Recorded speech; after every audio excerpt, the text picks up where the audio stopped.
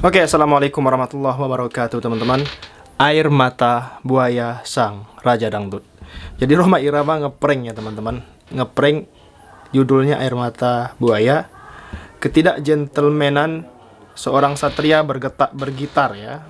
Reaksi AA Guru Tigarut atau Ustadz Muhammadiyah, Ustadz Angga Sugih teman-teman. Kita lihat videonya.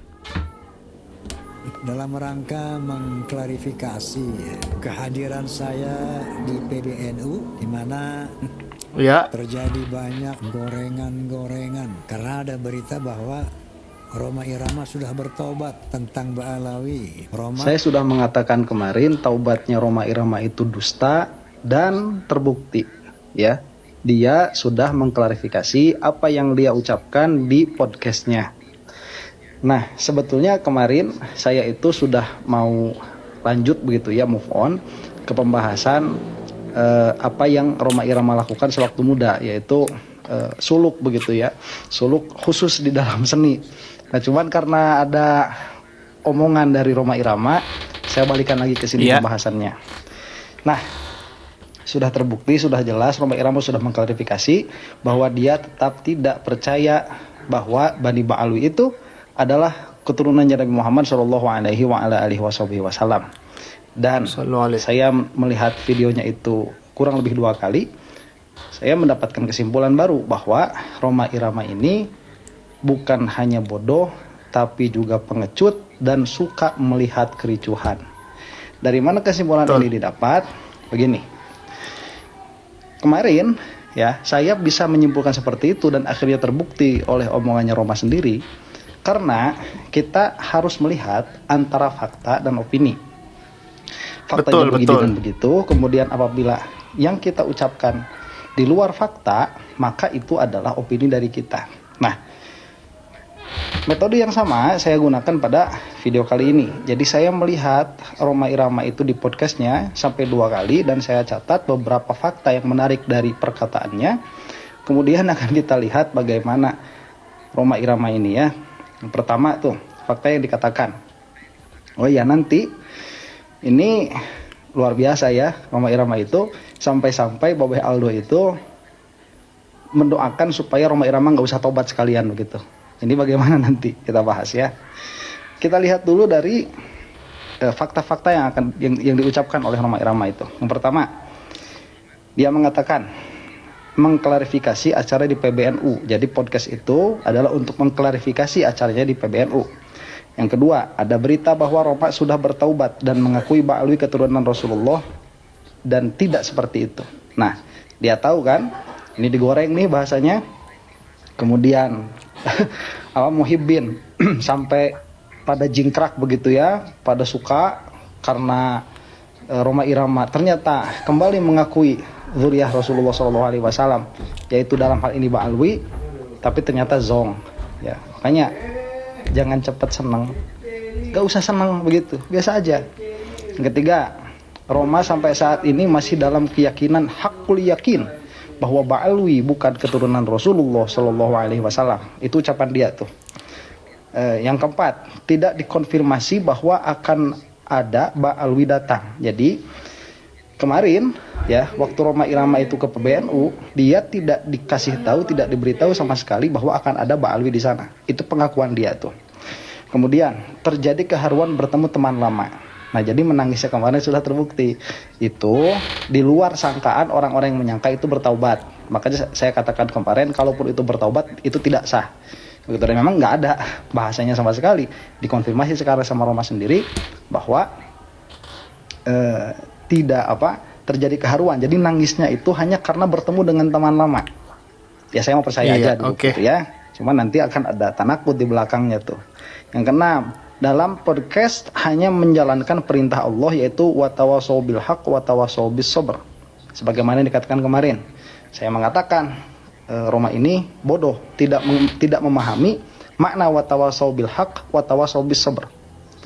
Selanjutnya, saya sudah prediksi gorengannya akan ramai, ternyata benar. Itu perkataan Rhoma tuh. Jadi Rhoma dia itu sudah memprediksi bahwa kejadian itu akan menjadi ramai, ternyata benar. Itu perkataan dia tuh. Kemudian ke-8, sampai saat ini saya masih berkeyakinan tidak berubah bahwa saudara kita klan Ba'alwi bukan keturunan Nabi. Ya, dasarnya dari ngobrolin aja buku-bukunya si Imad ya dan kawan-kawan. Itu cuman sampai menit ke-10 yang saya catat. Gerak sananya ya metode lama lah. Nanti kalau mau kita bahas juga. Nah, apa kesimpulan yang bisa kita dapatkan dari sini? Kesimpulannya, si Roma Irama itu dia tetap ada dalam keyakinannya bahwa Ba'alwi ini bukan keturunan Nabi Muhammad SAW. Dan gorengan-gorengan kemarin ya dari channel-channel yang mengatakan Roma Irama taubat salah. Jadi nanti kapan-kapan lagi kalau mau kayak gitu, misalkan nanti nih terjadi Imad ketemu sama Anu, kemudian Imad nangis-nangis, lihat antara fakta dan opini ya, jangan sampai kayak saat ini begitu, supaya kita bisa melihat dengan jernih. Kemudian ya, yang saya garis bawahi di sini adalah perkataan Roma Irama yang mengatakan hakul yakin. Itu sudah lama sekali dibahas kan, mengatakan Roma Irama itu hakul yakin ini bukan zuriyahnya Rasulullah SAW. Nah, Roma Irama di sini bodoh. Tentang ini nanti akan saya bahas di kebodohan Roma Irama ya. Nah, kemudian yang menjadi penekanan juga bahwa ada keharuan. Memang nangis kita kan melihat semua ya. Saya katakan kemarin itu bukan, saya tidak mendapatkan sangkaan bahwa itu adalah air mata yang dibuat-buat. Memang itu ada air mata yang benar begitu. Cuman benernya dari apa? Nah, ini terjawab sekarang. Benernya itu karena terharu melihat teman lama.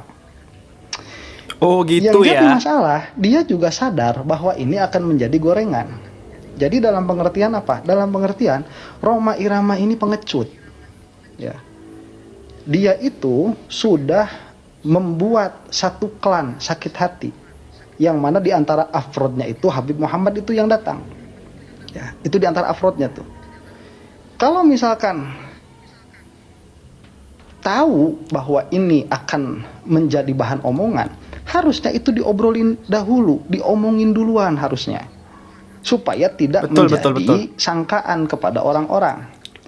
Ini di dalam akhlak disebut rodul wahmi, ya, menolak sangkaan sedari awal apabila kita sudah tahu bahwa orang lain akan punya sangkaan jelek kepada kita. Ini misalkan dicontohkan oleh Rasulullah SAW tatkala beliau berkata, ana sayyidu waladil adam wala fakhra. Aku ini adalah sayyid, tuannya anak Adam, dan tidak ada kesombongan di dalam diri saya, tidak ada kebanggaan. Karena menjadi sayyid waladil adam itu tidak ada kebanggaan bagi saya. Itu kata Nabi Muhammad SAW. Para ulama itu tatkala membahas hadis itu mengatakan kenapa Rasulullah SAW itu mengatakan wala fakhra, ya, wala fakhra maujudun, tidak ada fakhr, tidak ada kebanggaan dalam diri saya. Itu raddul wahmi, karena punya sangkaan jelek kepada Rasulullah SAW itu dosa besar. Nah, makanya daripada nanti orang keburu punya sangkaan ke Rasulullah kok sombong amat begitu, kok diomong-omong. Nah, supaya tidak ada sangkaan seperti itu, maka Rasulullah SAW mengatakan wala fakhra, dan tidak ada kebanggaan. Jadilah sunnah diambil hukum oleh para ulama. Kalau kamu punya sangkaan bahwa orang ini akan punya sangkaan jelek kepada kamu, yang kamu tahu bahwa sangkaan itu salah, maka tolaklah sedari awal sebelum orang itu memiliki sangkaan jelek. Nah, si Roma Irama ini dia mengatakan faktanya. Dia mengatakan, saya sudah prediksi gorengannya akan rame. Ternyata benar. Kalau sudah prediksi, sudah ada sangkaan bahwa ini bakal jadi rame, kenapa kamu melakukan hal itu? Ya, betul. Coba kamu gentle sedari awal. Di hadapan Habibnya kamu ngomong, saya bertemu di sini bukan berarti saya mengakui Habaib Bani Ba'alwi sebagai zuriyahnya Rasulullah SAW. Sampai saat ini saya hakul yakin itu masih bukan zuriyahnya Rasulullah SAW. Kenapa nggak ngomong gitu di hadapan orangnya? Ya, ini kebiasaan orang-orang yang tukang bikin rame, tukang bikin ribut, ngomong tuh di belakang doang. Si Imad ya begitu, si Nidol ya begitu, si Piranha ya begitu, ya. Yang lain-lainnya, tukang fitnah itu ngomongnya cuman berani di belakang tatkala orang yang dituduhnya tidak ada di hadapannya. Karena dia tahu kalau dikonfrontasi seperti itu, dia tahu nggak bakalan berani, habis mukanya sudah. Ya, makanya kok balik dulu ke podcast terus ngomong di hadapan orang. Kenapa enggak di hadapan Habibnya langsung? Berkata Iya, benar seperti sih. itu, Kenapa ya? gentle. Ya, jadi Gentle dong harusnya ya. kesimpulannya apa? Kesimpulannya dia tidak berani membicarakan yang dia tahu itu akan menyakiti hati orang lain di hadapan muka orangnya sendiri, yang mana orangnya bisa membela. Kalau dikatakan seperti itu, Habib Muhammad itu bisa membela. Tapi dia itu lebih memilih untuk mengatakan hal yang akan menyakiti hati di belakang orangnya. Ini pengecut. Ya, satria bergitar pengecut ternyata. banget. Pengecut. Pengecut. Nah, itu. Iya. Kemudian, ya, di akhir yang saya catat, bukan di akhir perkataannya, sampai saat ini saya masih berkeyakinan tidak berubah bahwa saudara kita klan Ba'alwi bukan keturunan Nabi Muhammad SAW. Pilihan diksi ini tidak sesuai dengan klaimnya hakul yakin. Nih ya, hakul yakin itu perkara yang kamu itu tahu betul bukan dari istidlal, itu hakul yakin, bukan dari istidlal. Iya. Iya. Kalau misalkan dapatnya dari doruri, itu pun belum bisa disebut hakul yakin. Kalau kata Imam Ghazali, hakul yakin itu kalau kamu jadi api, kamu jadi api.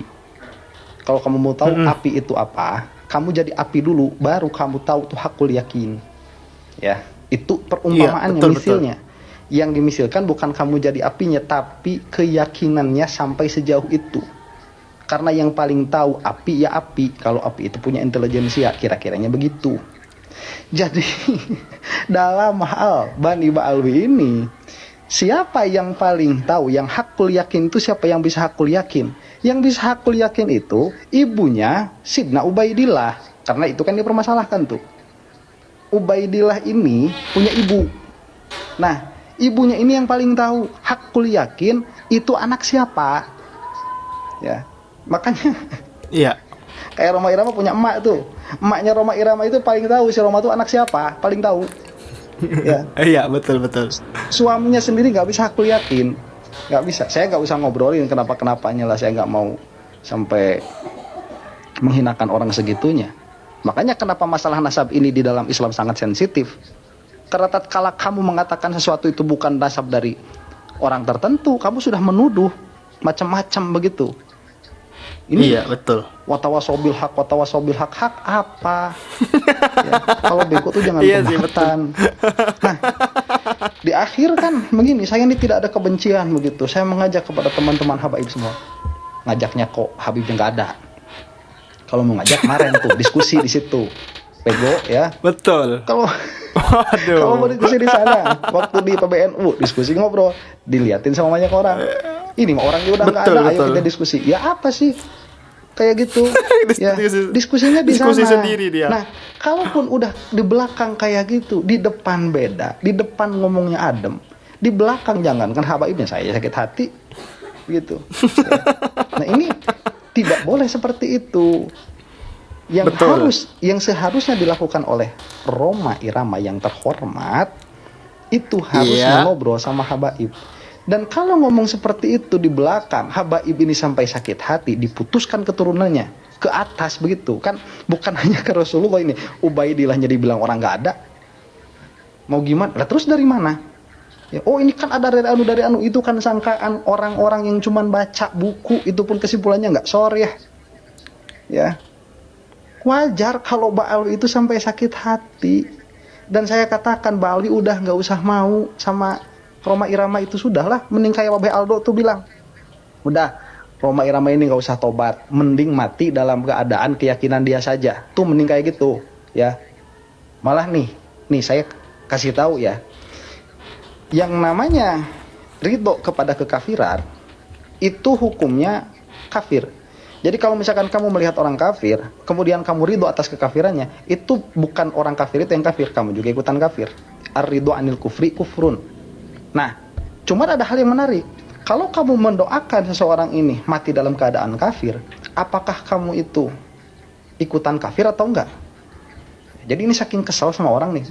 Kamu saking kesal sama orang, kamu bilang mudah-mudahan orang itu mati dalam keadaan kafir. Apakah kamu itu termasuk ar-ridho anil kufri kufrun atau tidak? Kata Ibnu Hajar Al-Haytami, itu tidak masuk. Ya, kenapa? Karena Nabi Musa pun mendoakan Fir'aun mati dalam keadaan kafir. Justru itu menunjukkan bahwa dia itu sangat membenci kekafiran sehingga dia mau perkara yang dia benci itu ada pada musuhnya. Tuh. Jadi mendoakan keburukan itu boleh menurut syariat itu. Ya. Nah, kalau misalkan kita lihat Babe Aldo itu mau Rhoma Irama mati bawa dosa misalkan begitu, karena dalam kita katakanlah dalam sangkaannya Babe Aldo itu Rhoma Irama berdosa, dan dalam sangkaan saya juga begitu. Kemudian mendoakan supaya jangan taubat berarti mendoakan siapa Rhoma Irama itu suul khotimah. Ya suul khotimah dalam dosa bukan dalam kafir begitu. Kalaupun didoakan mudah-mudahan Rhoma Irama itu mati dalam keadaan tidak membawa iman, itu sah-sah saja, saking sakit hati itu nggak apa-apa begitu. Ya, cuma saya mah beginilah supaya kita bisa berpikir ya. Apa namanya? Iya. Itu tadi ayatnya ada di surah Yunus ayat 88 ya, bisa dilihat sendiri. Nah, saya mau begini saja supaya kita bisa agak berpikir sedikit ya kepada lawazim nih. Saya ini urusan Roma itu ya sudah selesai. Beliau itu orangnya luar biasa. Saya katakan ya, itu tidak bisa dipungkiri. Itu sudah pemberian dari Allah begitu. Sudah pemberian dari Allah, musik-musiknya bagus, lirik-liriknya luar biasa, timeless itu. Itu sudah everlasting, udah Rhoma Iramanya mati, musiknya itu masih bisa lanjut 50-100 tahun, itu kayak The Beatles tuh. Cuman begini, Rhoma Irama ini dia tidak tahu bahwa dirinya tidak tahu. Dia itu orang bodoh ya. Iya. Saya mengatakan bodoh dalam hal agama, dan saya mengatakan fakta. Dia itu orang bodoh. Orang yang bodoh yang tidak tahu akan kebodohannya, ini bodohnya 2 kali, sudah merokab. Jahilnya itu sudah luar biasa. Nah, orang seperti ini kalau salahnya sudah dari awal, sudah dari usul, karena saya yakin dia ngaji mantik sama sekali, nggak punya pola pikir yang ajek dia itu. Saya yakin 100% itu mah sudah terlihat. Nah, orang seperti ini susah diharapkan taubatnya secara adat, bukan secara hakikat. Iya. Maka saya mengamini apa yang didoakan oleh Babe Aldo ya. Mudah-mudahan Rhoma Irama ini sudah mati saja dalam keadaan tidak percaya bahwa Ba'alwi ini dzurriyyahnya Rasulullah SAW. Sudah mending mati dalam keadaan itu. Kenapa? Karena supaya kita bisa melihat akhirnya bagaimana kalau tidak di dunia, nanti di akhirat. Nah, saya mendoakan ya, mudah-mudahan Rhoma Irama ini dikumpulkan dengan kelompoknya Imad. Di situ ada siapa? Amin. Ada Imad, jelas itu ya. Ada Fuad Pleret di situ. Ada Nur Pleret, Ikhya di situ. Abbas Kemudian Buntet. ada Mama Gufron di situ. Kemudian ada siapa Abbas lagi? Buntet. Banyaklah orang-orang di situ ya. Nah, Banyak, iya, mudah-mudahan betul. Rhoma Irama itu dikumpulkan oleh Allah di akhirat dengan mereka sebagaimana Allah mengumpulkan dia di dunia dengan mereka. Saya nggak mendoakan mudah-mudahan suul khotimah dalam pengertian keluar dari Islam ya, matinya enggak ya, enggak. cuman sama imadnya nih, ini dia biang keladinya dia ya, dia itu yang membuat gaduh biang keladinya tuh dia, si Imad ini. Kalau buat si Imadnya, saya mendoakan mudah-mudahan dia mati dalam keadaan tidak membawa iman. Itu doa saya ya, sama Imad. Saya mah nggak minta Rhoma Iramanya mati dalam keadaan tidak membawa iman, nggak. Saya mah minta Rhoma Irama dikumpulkan sama geng Imad, dan saya minta kepada Allah karena sakit hati yang saya rasakan sebagai yang sangat menghargai Bani Ba'alwi, saya meminta kepada Allah Subhanahu wa taala mudah-mudahan mewafatkan Imad dalam keadaan tidak membawa iman yang sah di sisi Allah Subhanahu wa taala. Amin. Amin ya Allah. Mudah-mudahan video ini ada manfaatnya. Wallahu taala alam bisawab. Assalamualaikum warahmatullahi taala. Waalaikumsalam warahmatullahi wabarakatuh. Luar biasa ya prank Rhoma Irama ini kepada kita semua para muhibin.